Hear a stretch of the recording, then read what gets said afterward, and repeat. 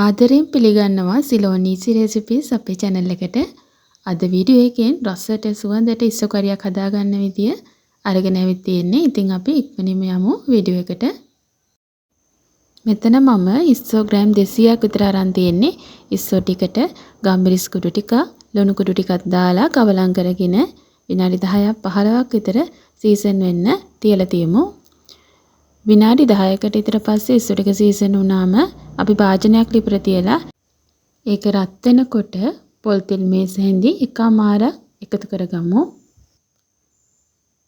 තෙල් ටික රත් වෙනකොට පොඩියට කපාගත්ත ඉඟුරු ටික, සුදු ලුණු ටික අපි මේ විදිහට එකතු කරගන්නවා.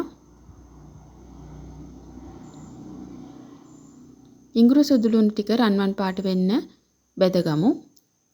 ඒ ටිකත් බෙදෙනකොට රම්පේ කෑල්ල, කරපිංචා ටික එකතු කරගමු. දැන් අපි ඒකටම උළුහල් ටික, කපාගත්ත ලුණු, අමු මිරිස් කරල් දෙකක් විතර එකතු කරගමු. තව කුරුඳු පොතු කෑල්ලකුත් එකතු කරගන්න. දැන් අපි මේ ටික ටිකක් ටෙම්පරාදු කරගමු. දැන් අපි මේ 3-5 එකතු කරගන්න යන්නේ. කහ කුඩු තේ හැඳි භාගයක්, මිරිස් කුඩු තේ හැඳි එකමාරක්, 3-5 කුඩු තේ හැඳක් දාගෙන විනාඩියක් විතර මේ පහේ ටික මධ්‍යම ගින්දරේ බැදගමු. විනාඩියකට විතර පස්සේ අපි කලින් සීසන් වෙන්න තියපු ඉස්සෝ ටික තමයි දැන් මේ එකතු කරගන්නේ.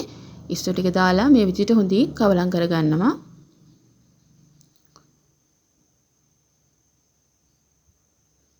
මේ ටික කවලම් කරගෙන ඔයාගේ රස අනුව ලුණු කුඩු ටික, ගම්මිරිස් කුඩු ටික මෙතනදී එකතු කරගන්න. මේ ඔක්කොම ටික කවලම් කරගෙන විනාඩි 2-3ක් විතර ඉස්සෝ ටික දැන් තෙලෙන් තැම්බෙන්න අපි වහලා තියාගමු.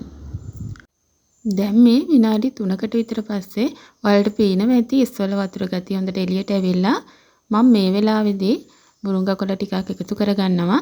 ඔයාලට මේ ටික කිරි ටික එකතු කරගන්න වෙලාවේදී එකතු මිස්සුවකට දාගන්නත් පුළුවන්.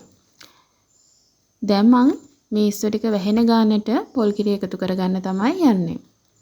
පොල් කිරි එකතු කරගෙන මේ ඉස්සෝ ටික විනාඩි 6ක් විතර ටිකක් හිඳෙනකම් උයා ගන්නවා. ඉස්සෝ කරියක් ටිකක් හිඳෙනකම් උයා ගන්නකොට හරිම රසයි. ඉතින් අපි මේ විදිහට පොල් කිරි ටික එකතු කරගෙන විනාඩි 6ක් විතර උයාගමු. ඉතින් මේ තියෙන්නේ විනාඩි 6කට විතර පස්සේ අපේ ඉස්සෝ කරිය. ඉතින් මේ වෙලාවේ ඉස්සෝ එක හරිම සුවඳයි. ඒ වගේම තමයි හරිම රසයි. ඉතින් ඔයාලත් ආයෙත් හදනකොට මේ වගේ හදලා බලන්න. ඉතින් මේ වගේ තවත් වීඩියෝ එකකින් ඉක්මනින්ම හමු වෙමු. channel එක subscribe කරලා අපිත් එක්ක දිගටම එකතු වෙන්න කියලා ආදරයෙන් මතක් කරනවා.